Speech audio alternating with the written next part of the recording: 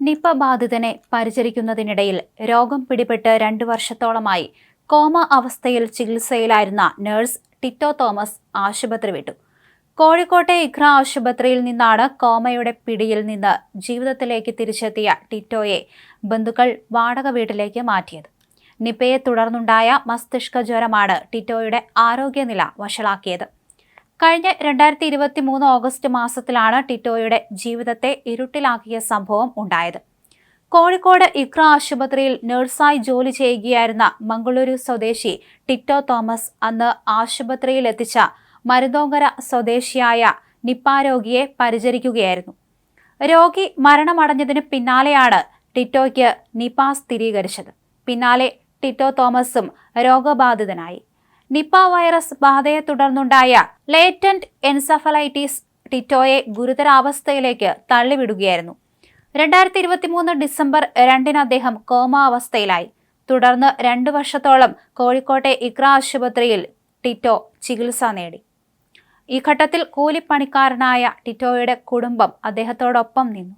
സാമ്പത്തികമായി വലിയ വെല്ലുവിളികൾ നേരിട്ടിട്ടും ടിറ്റോയുടെ പരിചരണത്തിനായി ഇഖ്ര ആശുപത്രി അധികൃതർ ഇതുവരെ 80 ലക്ഷം രൂപയോളം ചെലവഴിച്ചു എന്നാണ് റിപ്പോർട്ട്. കുടുംബത്തിന്റെ അഭ്യർത്ഥന മാനിച്ചാണ് ടിറ്റോയെ ആശുപത്രിയിൽ നിന്ന് ഡിസ്ചാർജ് ചെയ്ത് അടുത്തുള്ള വാടക വീട്ടിലേക്ക് മാറ്റിയത്. ആശുപത്രിയിലെ സഹപ്രവർത്തകരും അദ്ദേഹത്തിന്റെ തുടർ പരിചരണത്തിന് സഹായവുമായി രംഗത്തുണ്ട്. ടിറ്റോയുടെ കുടുംബത്തിന് വലിയ ആശ്വാസമേകി മുഖ്യമന്ത്രിയുടെ ദുരിതാശ്വാസ നിധിയിൽ നിന്ന് 17 ലക്ഷം രൂപ അനുവദിച്ചിരുന്നു. കൂടാതെ ട്രെയിൻഡ് നഴ്സ് അസോസിയേഷൻ ഓഫ് ഇന്ത്യയും ടിറ്റോയ്ക്ക് സാമ്പത്തിക സഹായം നൽകിയിട്ടുണ്ട്. നിപ വൈറസ് ബാധയെ തുടർന്നുണ്ടായ സങ്കീർണതകളെ അതിജീവിച്ച് ജീവിതത്തിലേക്ക് തിരിച്ചെത്താനുള്ള ടിറ്റോയുടെ പോരാട്ടം സാമൂഹിക മാധ്യമങ്ങളിലും മറ്റും വലിയ ചർച്ചയായിരുന്നു. എന്തായാലും അദ്ദേഹത്തിന്റെ ആരോഗ്യനില മെച്ചപ്പെട്ടതിനെ തുടർന്നുള്ള ഡിസ്ചാർജ് അദ്ദേഹത്തിനും കുടുംബത്തിനും വലിയ ആശ്വാസമാണ് നൽകിയിരിക്കുന്നത്. ആശുപത്രിയിൽ നിന്ന് മാറ്റിയെങ്കിലും വിദഗ്ധ ചികിത്സയും പരിചരണവും തുടരേണ്ടതുണ്ട്. മംഗലാപുരം മർധാല സ്വദേശിയായ ടിറ്റോ ജോസഫ് നഴ്സിംഗ് പഠനം കഴിഞ്ഞ 2023 ഏപ്രിൽ 23 കോഴിക്കോട്ടെ ആശുപത്രിയിൽ നഴ്സായി എത്തുന്നത്.